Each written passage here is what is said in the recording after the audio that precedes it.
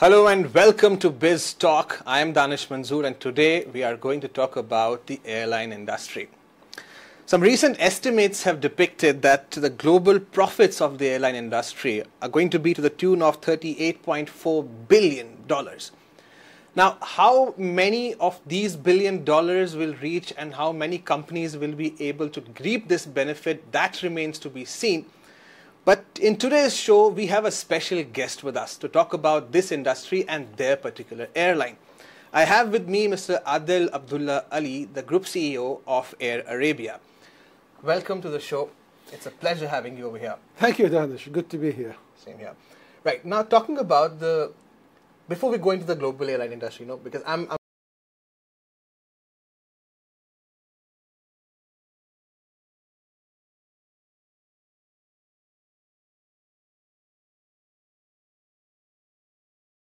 years now. Right.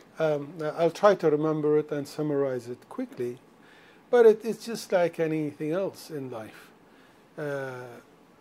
We looked at the market. I have been in the industry before that, and when we saw the demography of the region that we live in, we saw everybody's wish was to travel in the region. As you know, the Gulf in general and specifically UAE has got a very large expatriate population. Right. And I saw that quite a lot of people do not travel, except maybe once every 3 years and so on. And it was all about affordability. We also looked at the surrounding. We've got a lot of desert. So you've got to either go through a desert or a sea. Right. Both are not easy to travel through unless you fly. So people were taking a holiday every 3 years and so on, or contractually the companies used to give them. And we thought that was an opportunity to look at seeing how it will work. We looked at the numbers and it was clear that whatever you do, it works. Right. And connecting people and families and businesses together can only be a good thing. So we went and did some of our research and in a small way, didn't need a lot of brain racking. And we said, let's go ahead. And we brought a couple of airplanes. Nobody believed that a low-cost airline in the Gulf, rich oil countries will ever work. And everybody told me that you're crazy. This is going to last for 3 to 6 months and you'll close it down.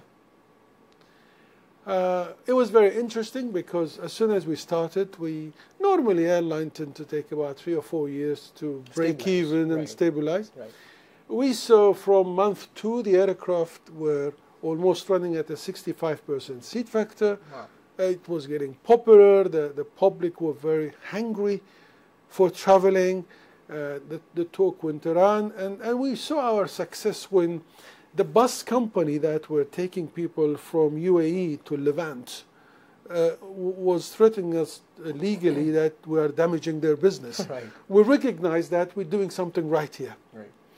And from there, we just had a couple more aircraft, and we're 4, and year 1, full financial year, was 2004. We broke even. Wonderful. So from there has been a continuous growth and a continuous story of more people want to travel, and we decided to not just go to the main city and follow where sufficient airlines fly. We went into quite a lot of remote airports, secondary airports. I remember a story that we started going to Egypt. Egypt, everybody go to Cairo. There was an airport in Alexandria that had, Alexandria has 8 or 9 million people live in it, and there was only domestic operation in that airport. So we went to the government in Egypt and said, we would like to fly to your airport, and the answer was, well, you can, but nobody flies from here internationally. Right. So fine. And we did it, and we did it with 3 flights a week. 3 flights a week we started, and within a period of a year, we were flying 3 flights a day. Wow. So I think we created a market that was not there. A lot of customers that were coming with us were first-timer getting into an airplane. Right. And once you get them in, you see them. They don't go back to anything else. And they see cost effectiveness. It's the affordability. Right. I think we enabled people to travel. Right. And when they looked at the time and the cost and everything else, they felt great about it. I mean, particularly when you get, a father goes to visit their children, and instead of every 2 years, now they're able to go every couple of months. Right. Students go back home. All the family occasions, our market base, a lot of it is family related. Right. So while starting the airline, while launching it, what were your biggest challenges? Was it to get the passengers on board, or advertising and reaching them out to them, or was it raising funds? What was the biggest challenge while in the first year itself? Danish life is difficult. Right. You always get what you don't need, Right. and nobody gives you what you need. True. So when we had very little money, the banks and the big companies did not want to talk to us. When we were successful and made a lot of money and IPO'd the business, then all the banks came in saying, why you don't want money? Right. So money was a challenge, but I think airline generally is quite a liquid business. People tend to pay before they travel. Right. So we always got our money a couple of weeks beforehand. So we were able to sustain ourselves financially, and that made us grow faster. The real challenge was back 15 years ago. Right. A lot of airports did not really want a low-cost airline to come in. They didn't appreciate that every airline, every passenger that comes in, it's a good income for that particular economy.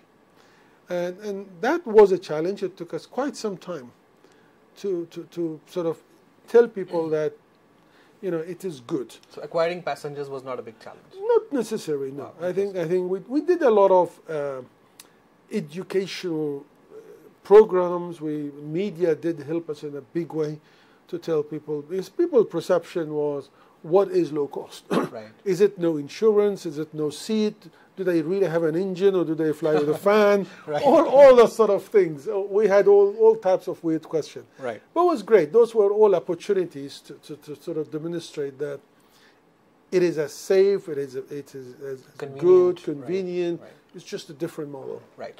Now, talking about the low-cost aviation sector at this point of time, there are a lot of players out there in every country, wherever you look at. Even in the UAE itself, I can count on my fingertips a lot of other players as well, right? Do you think the market is saturated, and how does Air Arabia plan to tackle that? I think aviation in general, before I comment on the Right. low cost, aviation in general is a very interesting business that a lot of people get into it, and probably we've seen it in other firms as well, that some of it succeeds, some of it doesn't. And merge. And airline is no different. It's Right. a business, and we have to look at it as a business. If you want to succeed and if you want to grow, you've got to think that I'm running a business, and Right. it must be, run well and that manner. So there are too many airlines in certain areas, and there are very few in others. Right. You see some very big countries have one airline or don't, or so on. Sure. But I think from a low cost point of view in the Middle East, and I think we really need more. The total Middle East low cost passenger travelers are less than 12%. And if we look at the customer change and thinking change, the profile change, people do want value for money regardless. It used to be affordability. Now the world is a much smarter place. The young generation think before they spend. They do spend more on the travel, they do spend more on going out, but they will only spend what is necessary. And they believe, all the research shows that they believe that travel is a transportation. And food and pampering themselves, they can do it in a spa. Right. So they don't need it. They just want somebody to get them from a point to a point. And therefore, we believe a low-cost business model will expand. And I said this some years back, not because I was clever, but because I realized that eventually it will be just like a train and just like a bus where people it just flies faster. Where people, you go in, you take a seat, and you reach where you want to reach. Right. And if we fly, we go on a train for 20 hours, we don't expect much. Why should we expect the cuisine and a lot of other things paid for a 3-hour flight or 2-hour flight? True. So people are becoming much more realization onto those situations. And a lot of airlines have saved a lot of costs because of this, these cost cuts. We also currently we're seeing a trend change. A lot of conventional airlines are moving into LCC. A lot of conventional airlines creating, whether it's in Europe or Southeast Asia, a long haul, low costs. Some airlines, obviously, if you look at Europe, which is a big aviation center, in economy cabin is only now LCC model. Where you go, you pay for what you want, you pay for your baggage, pay for your seats, pay for your seat. Right. So they have adopted, and right now 92% of European travel is on LCC business. Right. And I think that is going to expand across the world. And in this one, the model you just mentioned, that you pay for what you need, from what I've seen, airlines have actually started making more money out of it. Because when you're selling a seat at a premium, if you're pre-booking a seat, you're actually making extra money from a particular customer. I think it gives you two things, really. Yeah. One is it gives the customer the choice and the flexibility. If I take you through a journey of a trip, if you travel, and I may bore you a little bit, sure. but if you travel, you normally get on an airplane after the airport hustle, you're tired. True. You want to rest. And if you travel on conventional airline, as soon as it takes off, they want to feed you. And then when you want to really shut your eye, they want to give you coffee, or there's no coffee. Ideally, they want to sell merchandise. Exactly. Ideally, you want to have your coffee before landing to be fresh. Right. So the business model, what it's doing is saying, well, you choose what you want because you are a customer and you're going to pay me. I won't charge you before. At the moment, you get charged pre-booking, everything in one, whether you want or you don't want. The LCC is saying, well, I'm selling you a seat.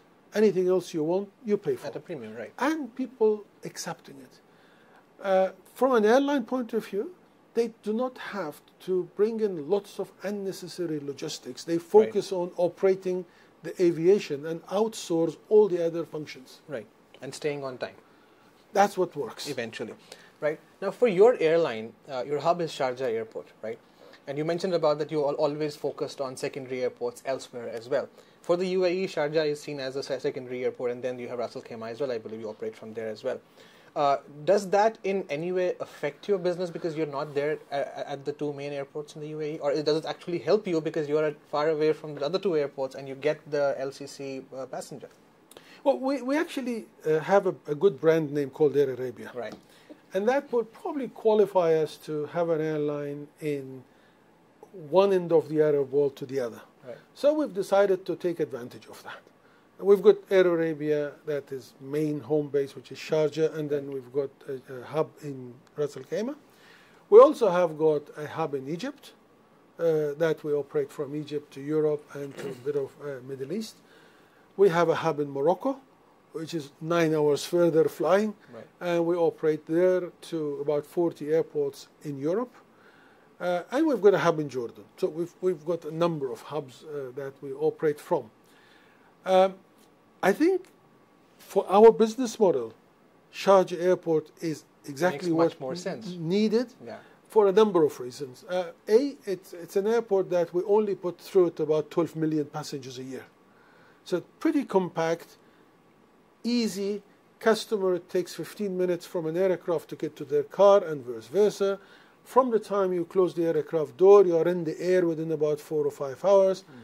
So efficiency, which improves our bottom line cost, which enable us to give a better prices to the customer. Also, I think if you're familiar with UAE, Sharjah's location as an airport, right. It's actually right in the Very center. strategic, right. literally the whole Northern Emirate has to come via Sharjah Airport to go elsewhere. Yeah. And similarly, anywhere else, whether it's Dubai or Airline or others, not too far, 20, 30 minutes and you're there.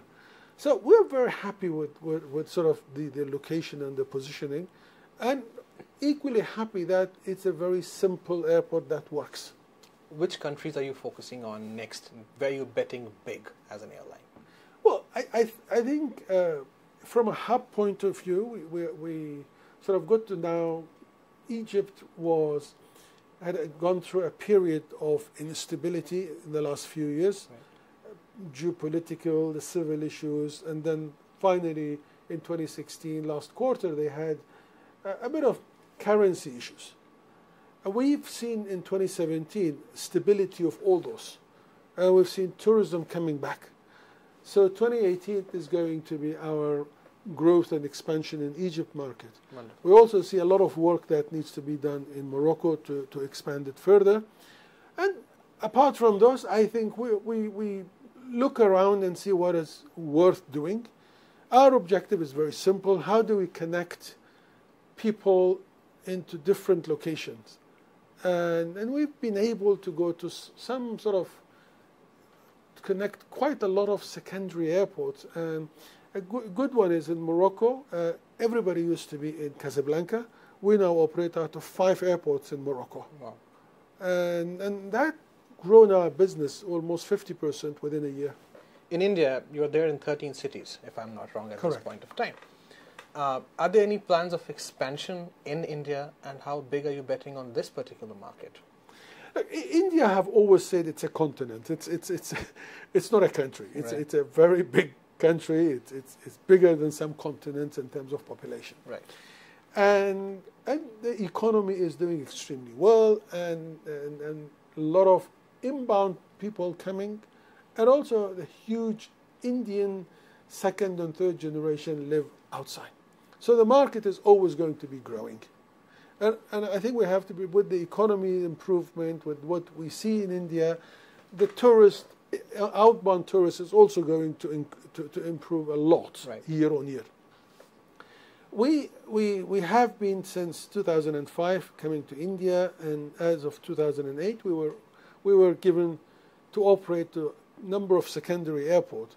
It was a good test because at the time nobody thought the secondary airport will work even in India. Right. And I was told, make Nagpur work. And we did, and it did work. And people were going to Nagpur, and it's a very successful route for us, plus the other 12. So I believe that, India, we would be very, very encouraged to fly to other secondary airports. And I think India has got such a size, domestically you need to fly 3 hours and 3.5 hours from right. one to the other. So I believe secondary airports are good. Metros needs expansion, and the more you get, but the more you open secondary airports, the less congestion you have in the metros. In the metros, that's correct. Now, there's been news floating around for a very long time. Everybody talking about that Air Arabia is also interested in Air India. If it goes public. Can you clear that thing out? Absolutely. Are there any plans? Absolutely. Right. I think Air India has a very different business model. Right. Air India it's an airline that has been there for a very, very long time. We are a small baby when it comes to Air India. Right. And I think they have the expertise and they have the knowledge how to manage and run an airline. For us, we are LCC, and so the two business models don't match. We would love to be associated with big and mature airline like that, but we think it's not the right match. Our business model is extremely different. It makes no sense to sort of mix the two together. It will confuse our people, and it will confuse them. And so we have not had any discussion, or I'm not aware of anything of such nature. Right. Wonderful. Adel, it was lovely having you on the show. Thank It's you very pleasure. much for Good being to over see here. you. Thank you. So that was the Group CEO of Air Arabia, Adel Abdullah Ali, with us today. I hope that you have enjoyed today's episode. We will come back to you with some other guest next week, and we will discuss some other industry. Till then, do take good care of yourselves.